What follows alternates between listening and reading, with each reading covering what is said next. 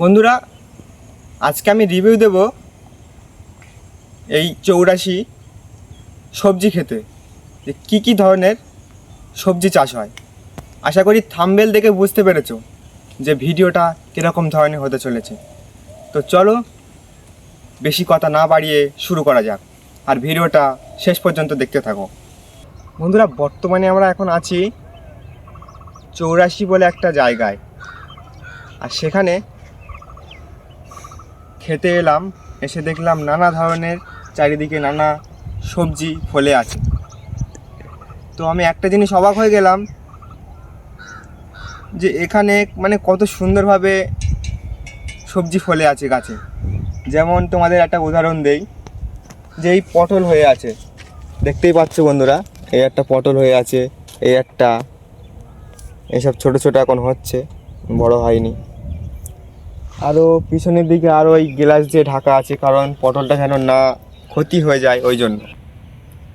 বর্তমানে আবারও এক জায়গায় আলু চাষ হচ্ছে।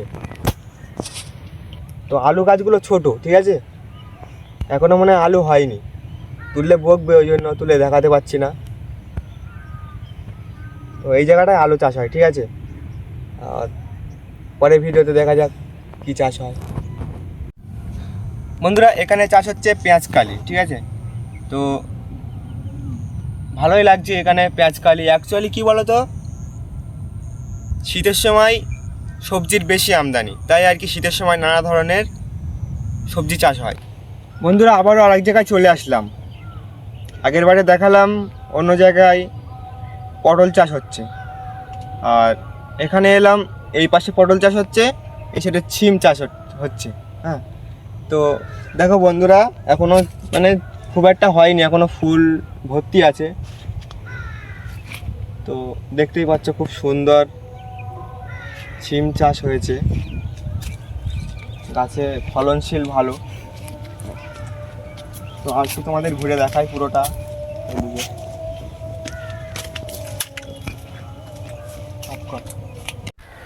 আর হ্যাঁ বন্ধুরা, নানান ধরনের সবজি চাষের মধ্যে ক্ষেতের মধ্যিখানে এক আলাদা ধরনের সৌন্দর্য ফুটে উঠেছে। আশা করি পাশের সৌন্দর্যটা দেখে বুঝতে পেরেছো।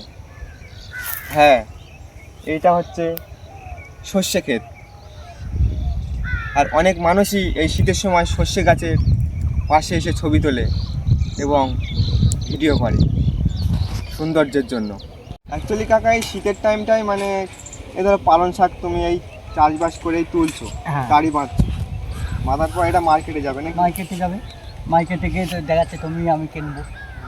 এই শীতে এই জায়গাটায় বেশিরভাগ ভালো চাষ কি হয় অ্যাকচুয়ালি? বেশি ভালো চাষ হয় তোমার পটল। একটু আগে আমি ভিউয়ার্স তোমাদেরকে আমি রিভিউ দিয়েছিলাম যে পটল চাষটা কত সুন্দরভাবে ফলিত হয়েছে মাঠে।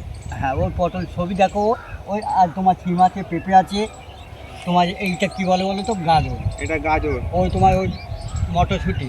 তো ভিউয়ার্স তোমাদেরকে আমি গাজর গাছটার ব্যাপারে কিছু বলি। তো চলো গাজর গাছের ওখানে দেখা হচ্ছে।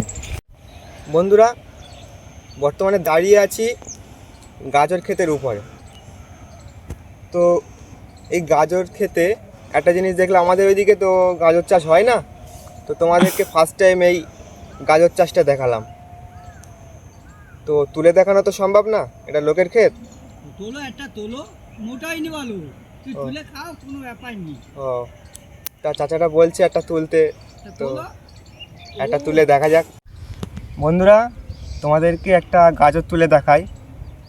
তো গাজরটা কত সুন্দর ফলিত হয়েছে দেখো। তো তোমরা অনেকেই আছো আমার ভিউয়ার্স, গাজর খেতে পছন্দ করো, আর শীতের টাইমে এই গাজরটা বেশি আমদানি, খুব সুন্দর ফলিত হয়েছে। তো বর্তমানে আমি এটা এক্ষুনি খাবো, আমি আর আমার ক্যামেরাম্যান এক্ষুনি এটা খাবো। তো চলো কীরকম টেস্ট দেখা যাক।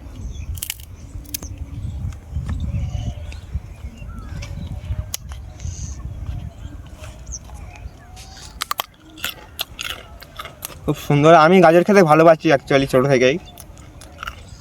দুটো তুলে খাও। না, একটাই ঠিক আছে না। কাট। বন্ধুরা আবারও চলে এসেছি একটা ক্ষেতে, যেমন এখানে কুল চাষ হচ্ছে। তো এই কুল চাষটা অ্যাকচুয়ালি শীতের সময় দেখা যায়, এখনও মানে সিজন আসেনি, মানে কুলটা এখনও বড় হয়নি, এখন ছোট ছোট আছে। তো আমি অন্য জায়গায় যাব বলে আমি এই ভিডিওটা খুব তাড়াতাড়ি ছাড়তে চলেছি। তো 2 মাস বা 3 মাস মধ্যে আমি আবার আসবো এখানে ভিডিও বানাতে। তো এটা হচ্ছে কুল ক্ষেত।